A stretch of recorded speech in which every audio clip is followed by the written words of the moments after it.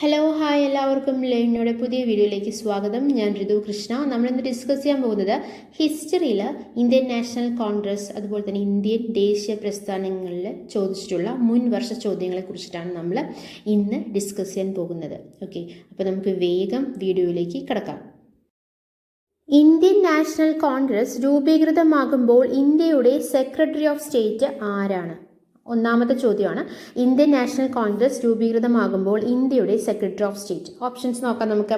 Option A lord Morley, option B lord Elgin, option C lord Hamilton, option D lord Randolph Churchill. Indian National Congress INC, Indian National Congress രൂപീകൃതമാകുമ്പോൾ ഇന്ത്യയുടെ secretary of state ആരാണ്?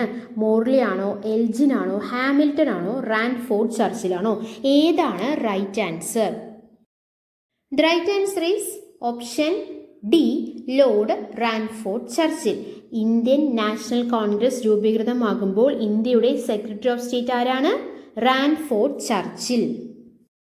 Indian National Congress അല്ലേ, വളരെ important ആയിട്ടുള്ള ഒരു ടോപ്പിക്കാണ്. ഏതൊരു exam ആയിക്കോട്ടെ, LDC ആയിക്കോട്ടെ, LGS ആയിക്കോട്ടെ, PSCയുടെ ഏതൊരു എക്സാം ആയിക്കോട്ടെ, ഇന്ത്യൻ നാഷണൽ കോൺഗ്രസ് എന്നുള്ള ചോദ്യം ഉറപ്പായിട്ടും ചോദിക്കുന്ന ഒരു ചോദ്യമാണ്.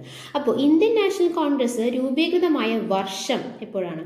ഇന്ത്യൻ നാഷണൽ കോൺഗ്രസ് രൂപീകൃതമായ വർഷം എന്നാണ്? ഇന്ത്യൻ നാഷണൽ കോൺഗ്രസ് രൂപീകൃതമായത് 1885 ഡിസംബർ 28-നാണ്. 1885 ഡിസംബർ 28-നാണ് ഇന്ത്യൻ നാഷണൽ കോൺഗ്രസ് രൂപീകൃതമായത്. പണ്ടൊക്കെ നമ്മൾ PSC പഠിക്കുമ്പോൾ എന്താണ്, വർഷം മാത്രം ജസ്റ്റ് ഒന്ന് ഓർത്തു വെച്ചാൽ തന്നെ നമുക്ക് ആൻസർ ചെയ്യാൻ പറ്റും. പക്ഷേ ഇപ്പോഴത്തെ ഓപ്ഷൻസ് കണ്ടാൽ നിങ്ങൾക്ക് അറിയാം, സ്റ്റേറ്റ്മെന്റ് ടൈപ്പ് ഓഫ് ക്വസ്റ്റ്യൻസ് ഉണ്ട്. അതുപോലെ ഡേറ്റും അടക്കം നമ്മൾ വളരെ വ്യക്തമായി, അല്ലെങ്കിൽ വെള്ളം പോലെ, പച്ച വെള്ളം പോലെ പഠിച്ചാൽ മാത്രമാണ് നമുക്കത് ഓർമ്മ ഉണ്ടാവുള്ളൂ. ഓക്കെ, അപ്പോൾ ഇന്ത്യൻ നാഷണൽ കോൺഗ്രസ് രൂപീകൃതമായ വർഷം എന്ന് പറയുമ്പോൾ 1885 മാത്രം ഓർത്തു വെച്ചാൽ പോരാ, ഡിസംബർ 28 വർഷാവസാനമാണ് അല്ലേ ഇന്ത്യൻ നാഷണൽ കോൺഗ്രസ് രൂപീകൃതമായത്. 1885 ഡിസംബർ 28-നാണ്. ഇന്ത്യൻ നാഷണൽ കോൺഗ്രസിന്റെ പിതാവ് ആരാണ്? A.O. ഹ്യൂം ആണ്. ഇന്ത്യൻ നാഷണൽ കോൺഗ്രസിന്റെ പിതാവ് ആരാണ്? A.O. ഹ്യൂം. അദ്ദേഹം പിതാവ് മാത്രമല്ല, ഇന്ത്യൻ നാഷണൽ കോൺഗ്രസിന്റെ ആദ്യത്തെ ജനറൽ സെക്രട്ടറിയും കൂടിയാണ്.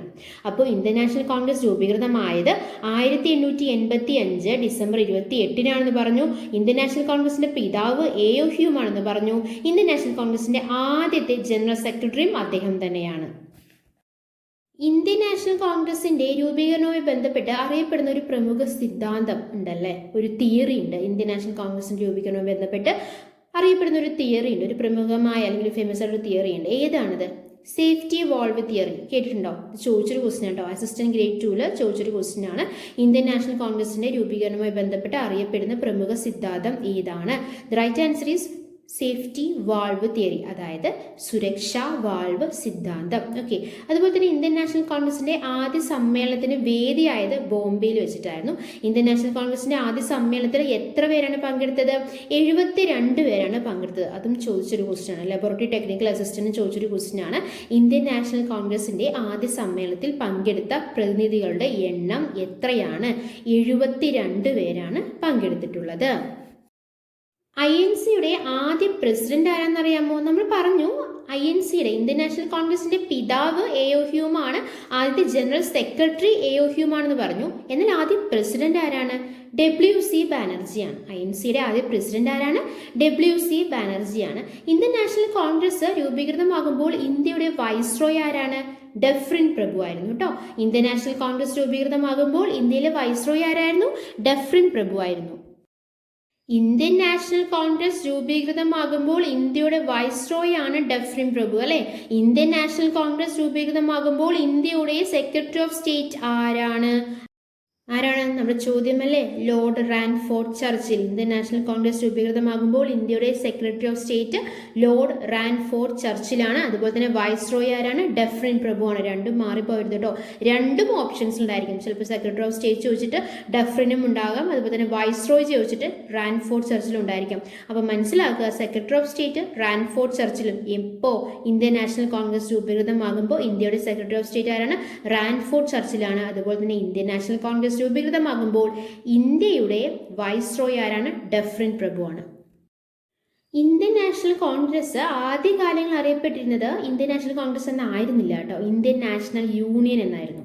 ഇന്ത്യൻ നാഷണൽ കോൺഗ്രസിന്റെ ആദ്യത്തെ പേരെന്താണ്? ഇന്ത്യൻ നാഷണൽ യൂണിയൻ എന്നായിരുന്നു. എന്നാൽ ഇന്ത്യൻ നാഷണൽ കോൺഗ്രസ് എന്ന പേര് നിർദ്ദേശിച്ചത് ദാദാഭായ് നവറോജിയാണ്. കോൺഫിഡൻഷ്യൽ അസിസ്റ്റന്റിൽ ചോദിച്ചൊരു ക്വസ്റ്റ്യൻ ആണ്. ഇന്ത്യൻ നാഷണൽ കോൺഗ്രസ് എന്ന പേര് നിർദ്ദേശിച്ച ആരാണെന്ന് ചോദിച്ചിട്ടുണ്ട്. ആരാണ്? ദാദാഭായ് നവറോജിയാണ്. പഴയ പേരെന്താണ്? ഇന്ത്യൻ നാഷണൽ യൂണിയൻ എന്നായിരുന്നു. എന്നാൽ ഇന്ത്യൻ നാഷണൽ കോൺഗ്രസ് എന്ന പേര് നിർദ്ദേശിച്ചത് ദാദാഭായ് നവറോജിയാണ്. അതേപോലെ തന്നെ കോൺഗ്രസ് സമ്മേളനത്തിൽ പങ്കെടുത്ത ആദ്യ മലയാളി അത് ചോദിക്കാറുണ്ട്. കോൺഗ്രസ് സമ്മേളനത്തിൽ പങ്കെടുത്ത ആദ്യ മലയാളി ആരാന്ന് ചോദിക്കാറുണ്ട്. ആരാണ്? Barrister GP പിള്ളയാണ്. കോൺഗ്രസ് സമ്മേളനത്തിൽ പങ്കെടുത്ത ആദ്യ മലയാളി ആരാണ്? Barrister GP പിള്ളയാണ്. INCയുടെ ബ്രിട്ടീഷ് കമ്മിറ്റി ഇംഗ്ലണ്ടിൽ രൂപീകരിച്ച വർഷം 1889 ആണ്. INCയുടെ ബ്രിട്ടീഷ് കമ്മിറ്റി ഇംഗ്ലണ്ടിൽ രൂപീകരിച്ച വർഷം എപ്പോഴാണ്? 1889 ആണ്. ബ്രിട്ടീഷ് കമ്മിറ്റിയുടെ ആദ്യ അധ്യക്ഷൻ വില്യം വെഡർബാൺ ആണ്. ബ്രിട്ടീഷ് കമ്മിറ്റിയുടെ ഔദ്യോഗിക മാസിക ഇന്ത്യ എന്നായിരുന്നു. ബ്രിട്ടീഷ് കമ്മിറ്റിയുടെ ഔദ്യോഗിക മാസികയുടെ പേരെന്താണ്?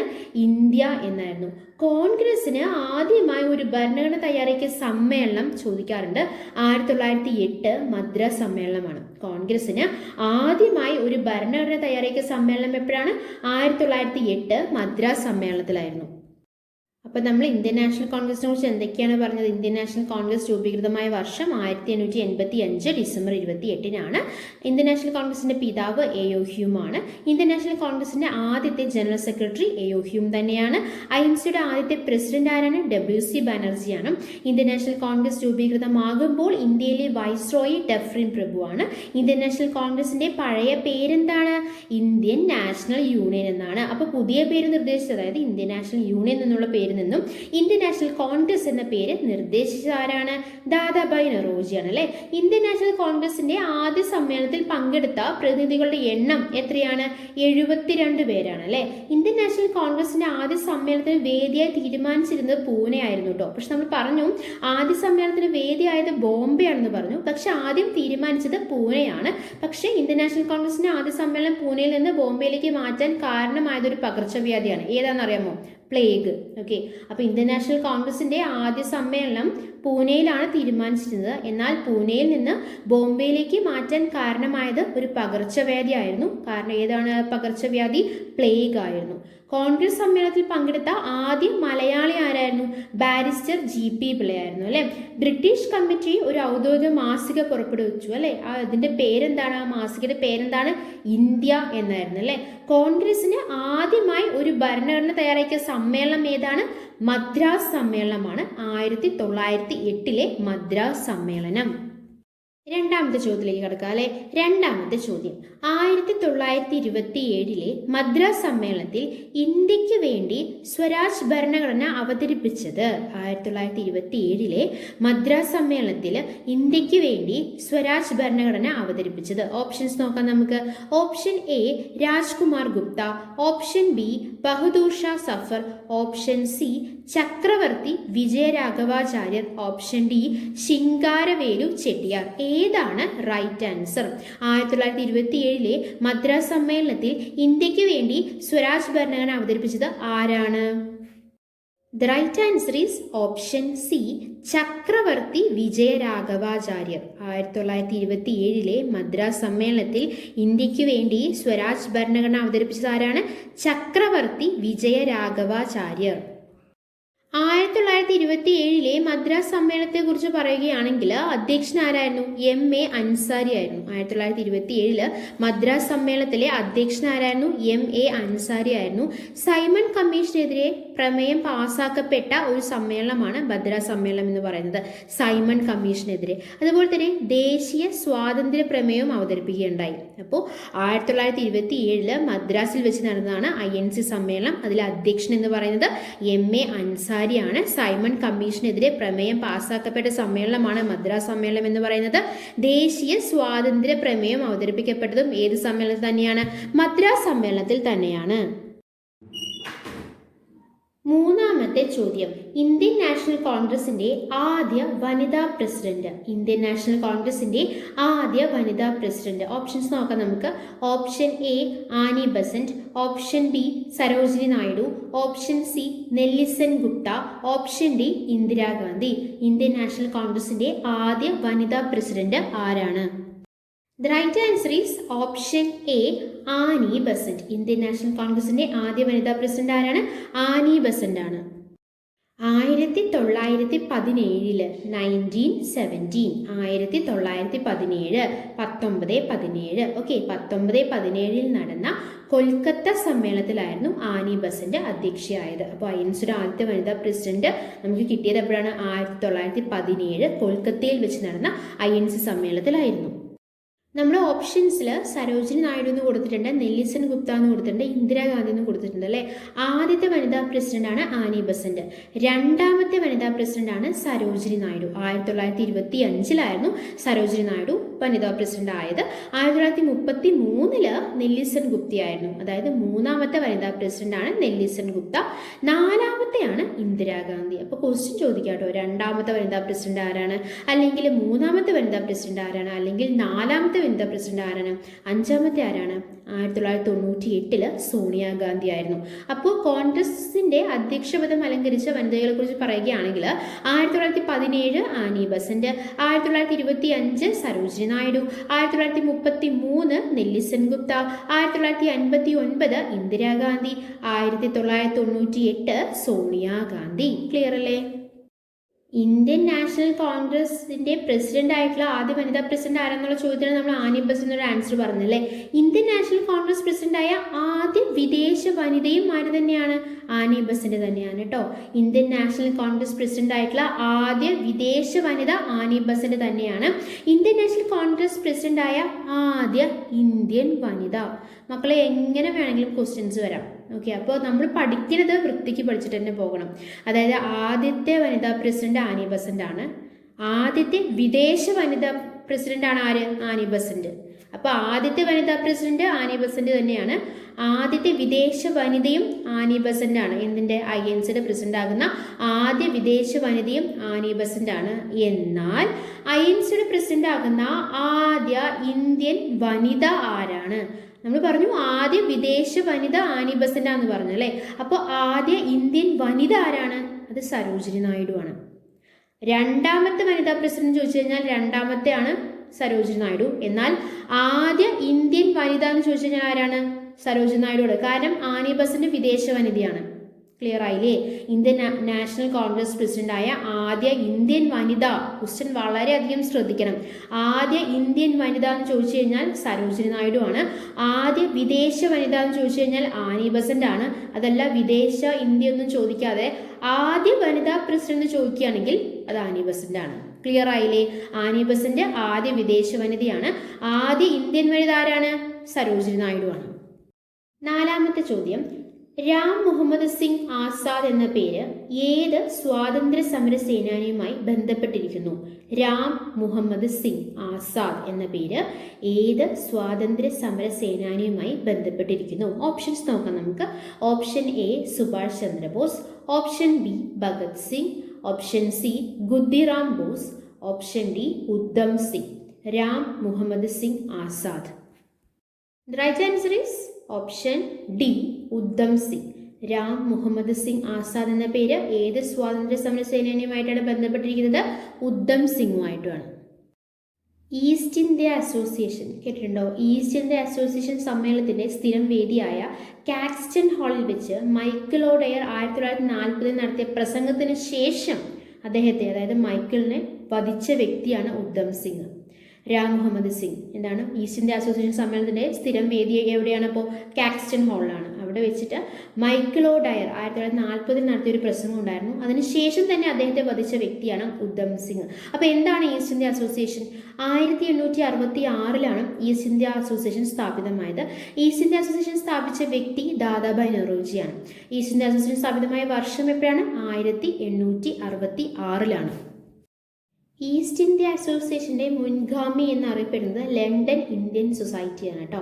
ലണ്ടൻ ഇന്ത്യൻ സൊസൈറ്റിയാണ് ഈസ്റ്റ് ഇന്ത്യ അസോസിയേഷന്റെ മുൻഗാമി എന്നറിയപ്പെടുന്നത്.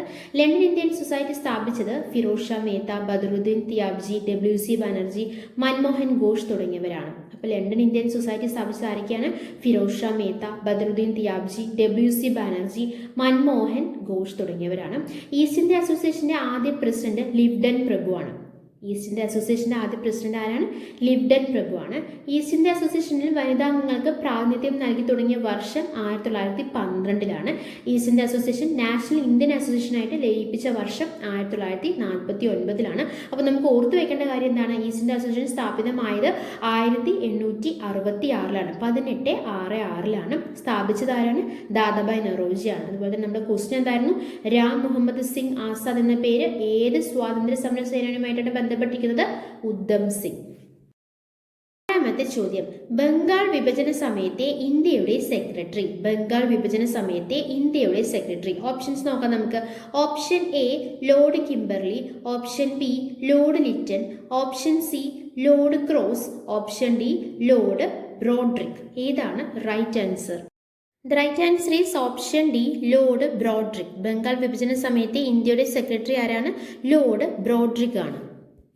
ബംഗാൾ വിഭജനത്തിനെ കുറിച്ച് പറയുകയാണെങ്കിൽ 1905 ബംഗാൾ വിഭജനം പ്രഖ്യാപിച്ച വർഷം 1905 ജൂലൈ 20 ഇന്ത്യൻ ദേശീയ പ്രസ്ഥാനത്തിന്റെ നഴ്സറി എന്നറിയപ്പെടുന്നതാണ് ബംഗാൾ വിഭജനം. ഇന്ത്യൻ ദേശീയ പ്രസ്ഥാനത്തിന്റെ നഴ്സറി എന്നറിയപ്പെടുന്നതാണ് ബംഗാൾ വിഭജനം. ദേശീയ പ്രസ്ഥാനത്തെ അടിച്ചമർത്താൻ ബംഗാൾ പ്രവിശ്യയെ കിഴക്കൻ ബംഗാൾ എന്നും പടിഞ്ഞാറൻ ബംഗാൾ എന്നും രണ്ടായി തിരിച്ചു. അപ്പോൾ ദേശീയ പ്രസ്ഥാനത്തെ അടിച്ചമർത്താൻ വേണ്ടിയിട്ട് ബംഗാളിന് കിഴക്കൻ ബംഗാൾ എന്നും, അതായത് അവിടെ മുസ്ലിം ഭൂരിപക്ഷ പ്രദേശമാണ്, പടിഞ്ഞാറൻ ബംഗാൾ അതായത് ഹിന്ദു ഭൂരിപക്ഷ പ്രദേശമാണ്. അങ്ങനെ രണ്ടായി തിരിച്ചു. അതാണ് ബംഗാൾ വിഭജനം. ബംഗാൾ വിഭജനം നടന്നത് 1905 ജൂലൈ 20 പ്രഖ്യാപിച്ചത്. ബംഗാൾ വിഭജനം പ്രഖ്യാപിച്ച വൈസ്രോയ് ആരാണ്? കേഴ്സൺ പ്രഭു ആണ്. അതായത് മുസ്ലിം ഭൂരിപക്ഷ പ്രദേശം എന്ന് പറയുന്നത് കിഴക്കൻ ബംഗാൾ എന്നും അതുപോലെ തന്നെ ഹിന്ദു ഭൂരിപക്ഷ പ്രദേശം എന്ന് പറഞ്ഞത് പടിഞ്ഞാറൻ ബംഗാൾ എന്നും പറഞ്ഞിട്ട് ബംഗാളിനെ രണ്ടായി തിരിച്ചു. അത് പ്രഖ്യാപിച്ചത് 1905 ജൂലൈ 20 പ്രഖ്യാപിച്ച വൈസ്രോയി ആരാണ്? കേഴ്സൺ പ്രഭു ആണ്. ബംഗാൾ വിഭജനം നിലവിൽ വന്നത് 1905 ഒക്ടോബർ 16 പ്രഖ്യാപിച്ചത് ജൂലൈ 20 പ്രഖ്യാപിച്ചെങ്കിലും ഒക്ടോബർ 16 അത് നിലവിൽ വന്നത്. ലബോറട്ടറി ടെക്നിക്കൽ അസിസ്റ്റന്റിന് ചോദിച്ചൊരു ക്വസ്റ്റ്യൻ ആണ് കേട്ടോ. ബംഗാൾ വിഭജനം നിലവിൽ വന്നത് എപ്പോഴാണ്? 1905 ഒക്ടോബർ 16 ഭിന്നിപ്പിച്ച് ഭരിക്കുക എന്ന ബ്രിട്ടീഷ് നയത്തിന്റെ ഉദാഹരണമാണ് ബംഗാൾ വിഭജനം. ഭിന്നിപ്പിച്ച് ഭരിക്കുക എന്ന ബ്രിട്ടീഷ് നയത്തിന്റെ ഉദാഹരണമാണ് ബംഗാൾ വിഭജനം. ബംഗാൾ വിഭജനം നിലവിൽ വരുമ്പോൾ വൈസ്രോയി മിന്റോ രണ്ടാമനായിരുന്നു. എന്നാൽ അത് പ്രഖ്യാപിച്ച വൈസ്രോയി കേഴ്സൺ പ്രഭുവാണ്. നിലവിൽ വരുമ്പോഴുള്ള വൈസ്രോയി ആരാണ്? മിന്റോ രണ്ടാമനായിരുന്നു. ബംഗാൾ വിഭജന സമയത്തെ INC പ്രസിഡന്റ് ആരാണെന്ന് ചോദിക്കാറുണ്ട്. ഗോപാലകൃഷ്ണ ഗോഖലെയാണ്.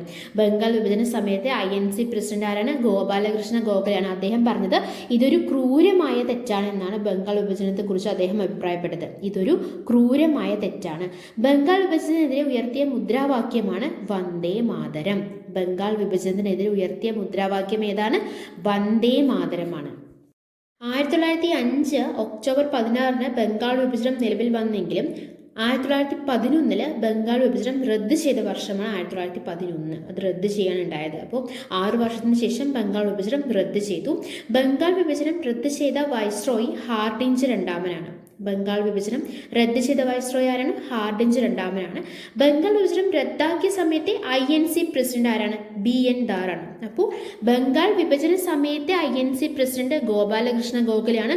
ഗോപാലകൃഷ്ണ ഗോഖലെ എന്താണ് ബംഗാൾ വിഭജനത്തെ കുറിച്ച് അഭിപ്രായപ്പെട്ടത്? ഇതൊരു ക്രൂരമായ തെറ്റാണ് എന്നാണ് അഭിപ്രായപ്പെട്ടത്. ബംഗാൾ വിഭജനം റദ്ദ് ചെയ്ത വൈസ്രോയി ആരാണ്? ഹാർഡിഞ്ച് രണ്ടാമനാണ്.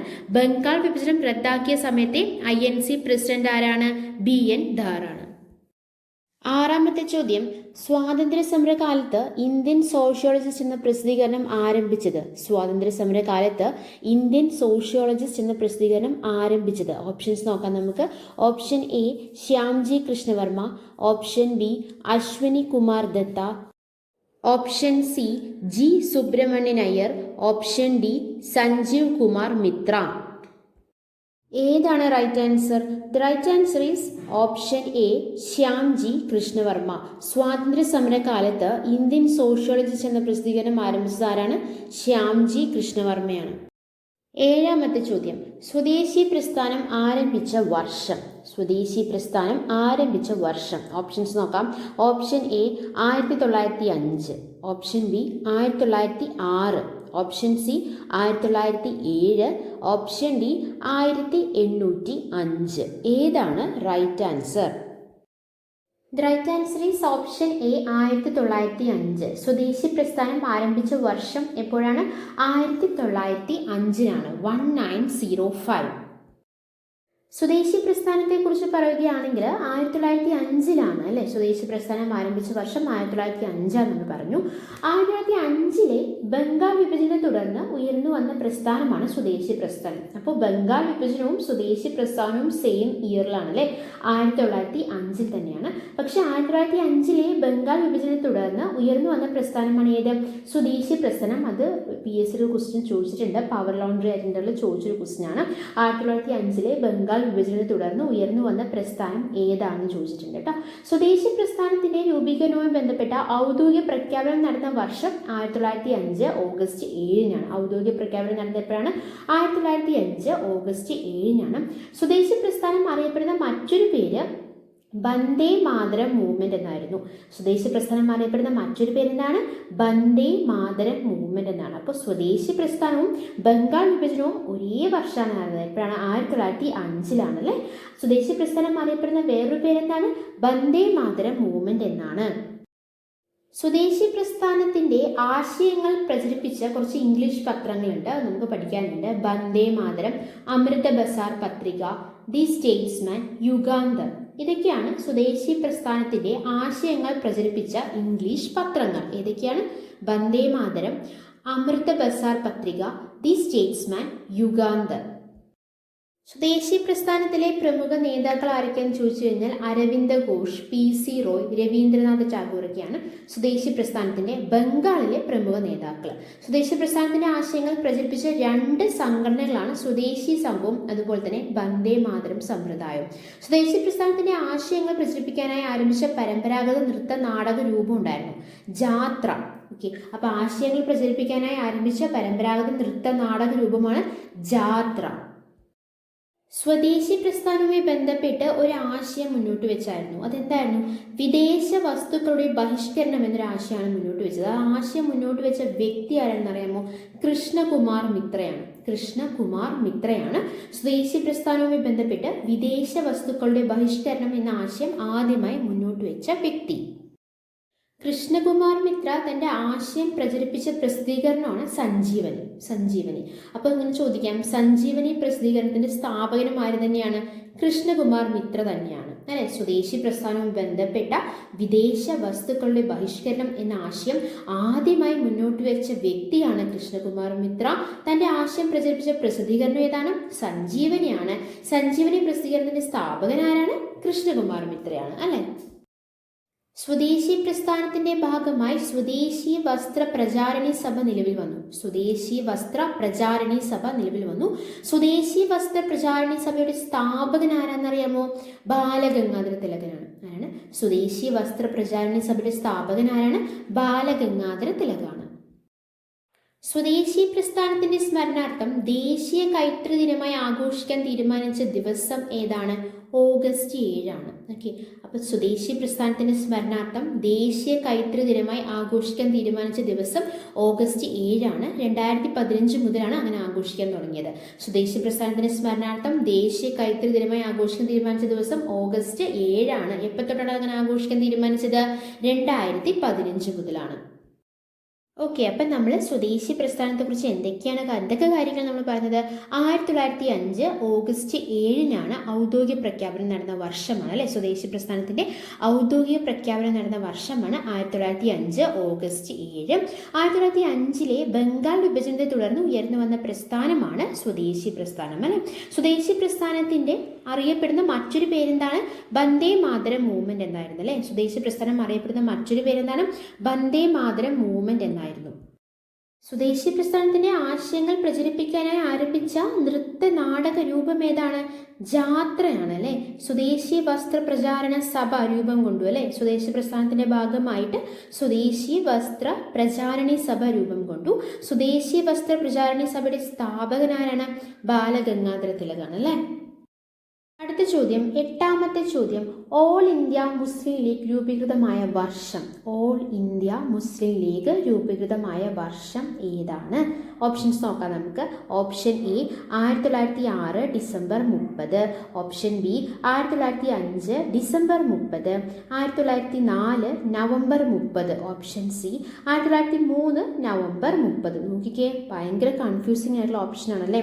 1906 ഡിസംബർ 30 തന്നിട്ടുണ്ട്, ആ സെയിം ഡേറ്റ് തന്നെ 1905 തന്നിട്ടുണ്ട്, നവംബർ 30 തന്നിട്ടുണ്ട്, ആ സെയിം ഡേറ്റ് തന്നെ 1904 തന്നിട്ടുണ്ട്, 1903 തന്നിട്ടുണ്ട് അല്ലേ.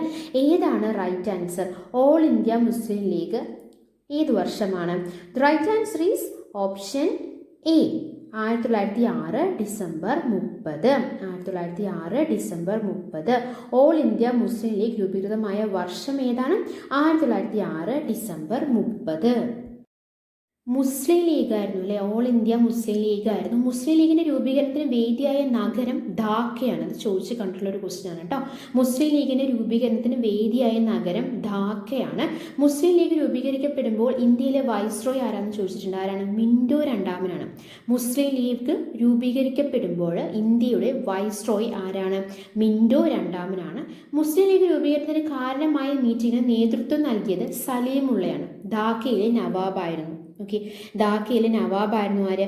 സലീമുള്ള എന്ന് പറഞ്ഞു. നമ്മൾ പറഞ്ഞു മുസ്ലിം ലീഗിന്റെ രൂപീകരണത്തിന് വേദിയായ നഗരമാണ് ഏത്? ധാക്ക അല്ലേ. അപ്പൊ ധാക്കയിലെ നവാബ് ആരാണ്? സലീമുള്ളയാണ് അല്ലേ. സലീമുള്ളയാണ് എന്ത് ചെയ്തത്? മുസ്ലിം ലീഗ് രൂപീകരണത്തിന് കാരണമായ മീറ്റിങ്ങിന് നേതൃത്വം നൽകിയത്. അപ്പോൾ നമ്മൾ പറഞ്ഞു സലീമുള്ളയാണ് നേതൃത്വം നൽകിയതെന്ന് പറഞ്ഞു. എന്നാൽ അദ്ദേഹമല്ല ആദ്യ പ്രസിഡന്റ്. മുസ്ലിം ലീഗിന്റെ ആദ്യ പ്രസിഡന്റ് ആഗാ ഖാനാണ്. ആഗാ ഖാനാണ് മുസ്ലിം ലീഗിന്റെ ആദ്യ പ്രസിഡന്റ്. നമ്മൾ പറഞ്ഞു മുസ്ലിം ലീഗിന്റെ രൂപീകരണത്തിന് വേദിയായ നഗരം ധാക്കയാണെന്ന് പറഞ്ഞു. ധാക്കയിലെ നവാബാണ് സലീമുള്ള എന്ന് പറഞ്ഞു. മുസ്ലിം ലീഗ് രൂപീകരണത്തിന് കാരണമായ മീറ്റിംഗിന് നേതൃത്വം നൽകിയ വ്യക്തിയാണ് സലീമുള്ള എന്ന് പറഞ്ഞു. മുസ്ലിം ലീഗിന്റെ ആദ്യ പ്രസിഡന്റ് ആണ് ആഗാ ഖാൻ എന്ന് പറഞ്ഞു അല്ലെ. എന്നാൽ മുസ്ലിം ലീഗിന്റെ ആദ്യ വാർഷിക സമ്മേളനം 1907 നടന്നത്. ആദ്യ വാർഷിക സമ്മേളനം നടന്നത് 1907. അതങ്ങനെ ആയിരിക്കുമല്ലോ, 1906 തുടങ്ങിയത്. സോ 1907 ആദ്യ വാർഷിക സമ്മേളനം നടക്കുന്നുണ്ടാവുക. അത് നടന്നത് ധാക്കയിൽ വെച്ചിട്ടല്ല. എവിടെ വെച്ചിട്ടാണ്? കറാച്ചിയിൽ വെച്ചിട്ടാണ്. ഓക്കെ, മുസ്ലിം ലീഗിന്റെ ആദ്യ വാർഷിക സമ്മേളനം 1907 നടന്നത് എവിടെ വെച്ചിട്ടാണ്? കറാച്ചിയിൽ വെച്ചിട്ടാണ്. അടുത്തത് എപ്പോഴും ചോദിക്കുന്ന ഒരു ക്വസ്റ്റ്യൻ ആണ്, മുസ്ലിം ലീഗിന്റെ ഭരണഘടന അറിയപ്പെടുന്നത് ഏത് പേരിലാണ്? മുസ്ലിം ലീഗിന്റെ ഭരണഘടന അറിയപ്പെടുന്നത് ഏത് പേരിലാണ്? ഗ്രീൻ ബുക്ക് എന്ന പേരിലാണ്. ആ ഗ്രീൻ ബുക്ക് തയ്യാറാക്കിയത് ആരെന്നറിയാമോ? മൗലാന മുഹമ്മദ് അലിയാണ്. ഓക്കെ, മുസ്ലിം ലീഗിന്റെ ഭരണഘടന എന്നറിയപ്പെടുന്നത് ഗ്രീൻ ബുക്കാണ്. ഗ്രീൻ ബുക്ക് തയ്യാറാക്കിയിരിക്കുന്ന ആരാണ്? മൗലാന മുഹമ്മദ് അലിയാണ്. മുസ്ലിം ലീഗിന്റെ ആസ്ഥാനം ലക്നൗ ആണ്. മുസ്ലിം ലീഗിന്റെ ആസ്ഥാനം എവിടെയാണ്? ലക്നൗ ആണ്. മുസ്ലിം ലീഗിന്റെ ചിഹ്നം എന്താണ്? ചന്ദ്രക്കലയും നക്ഷത്രവുമായിരുന്നു. ചന്ദ്രക്കലയും നക്ഷത്രവുമാണ്. അപ്പൊ എന്താ പറഞ്ഞത്? മുസ്ലിം ലീഗിന്റെ ഭരണഘടന അറിയപ്പെടുന്ന ഏതാണ്? ഗ്രീൻ ബുക്ക് എന്നുള്ള പേരിലാണ്. മുസ്ലിം ലീഗിന്റെ ഭരണഘടന തയ്യാറാക്കിയത് മൗലാന മുഹമ്മദ് അലിയാണ്. ആസ്ഥാനം എവിടെയാണ്? ലക്നൌവിലാണ്. ചിഹ്നം ഏതാണ്? ചന്ദ്രക്കലയും നക്ഷത്രവും. 9ാമത്തെ ചോദ്യം, ഇന്ത്യയിലെ ഏത് ജില്ലയിലാണ് മുഹമ്മദ് അലി ജിന്നയുടെ പേരിൽ ഒരു സൗധം അല്ലെങ്കിൽ കോട്ട നിലവിലുള്ളത്? ഇന്ത്യയിലെ ഏത് ജില്ലയിലാണ് മുഹമ്മദ് അലി ജിന്നയുടെ പേരിൽ ഒരു സൗധം അല്ലെങ്കിൽ കോട്ട നിലവിലുള്ളത്? ഓപ്ഷൻസ് നോക്കാം നമുക്ക്. Option A Mumbai, option B Aligarh, option C Calicut, option D Guntur. ഇന്ത്യയിലെ ഏത് ജില്ലയിലാണ് മുഹമ്മദ് അലി ജിന്നയുടെ പേരിൽ ഒരു സൗധം അല്ലെങ്കിൽ കോട്ട നിലവിലുള്ളത്? ഏത് ജില്ലയിലാണ്? The right answer is option D Guntur. അപ്പോൾ ഇന്ത്യയിലെ ഏത് ജില്ലയിലാണ് മുഹമ്മദ് അലി ജിന്നയുടെ പേരിൽ ഒരു സൗധം അല്ലെങ്കിൽ കോട്ട നിലവിലുള്ളത്? ഗുണ്ടൂർ ജില്ലയിലാണ്. ആരാണ് മുഹമ്മദ് അലി ജിന്ന? മുസ്ലിം ലീഗിന്റെ മുഖപത്രമായിരുന്നു ഡോൺ. അപ്പോൾ ആ ഡോൺ എന്ന പത്രം ആരംഭിച്ച വ്യക്തിയാണ് മുഹമ്മദ് അലി ജിന്ന. ഓക്കെ, അപ്പോൾ മുസ്ലിം ലീഗ് നമ്മൾ പറഞ്ഞു ഓൾ ഇന്ത്യ മുസ്ലിം ലീഗ് തുടങ്ങിയത് 1906 പറഞ്ഞല്ലോ. അപ്പോൾ അതിന്റെ മുഖപത്രമായിരുന്നു ഡോൺ എന്ന പത്രം. ഡൽഹിയിൽ ആരംഭിച്ചത് ആരാണ്? മുഹമ്മദ് അലി ജിന്നയാണ്. പാകിസ്ഥാന്റെ പിതാവാണ്. പിതാവ് എന്ന പേരിൽ അറിയപ്പെടുന്ന വ്യക്തിയാണ് മുഹമ്മദ് അലി ജിന്ന. ഹിന്ദു മുസ്ലിം ഐക്യതയുടെ അംബാസിഡർ എന്നും അദ്ദേഹത്തെ അറിയപ്പെടുന്നുണ്ട്. പാകിസ്ഥാന്റെ ആദ്യ ഗവർണർ ജനറൽ ആര് തന്നെയാണ്? മുഹമ്മദ് അലി ജിന്ന തന്നെയാണ്. 10ാമത്തെ ചോദ്യം, മിത്രമേളയുടെ സംഘാടകൻ. ഓപ്ഷൻസ് നോക്കാം. Option A sir Syed Ahmed Khan, option B Aravind Ghosh, option C V D Savarkar, option D ഇവരാരുമല്ല. മിത്രമേളയുടെ സംഘാടകൻ ആരാണ്? The right answer is option C V D Savarkar. മിത്രമേളയുടെ സംഘാടകൻ ആരാണ്? V D Savarkar.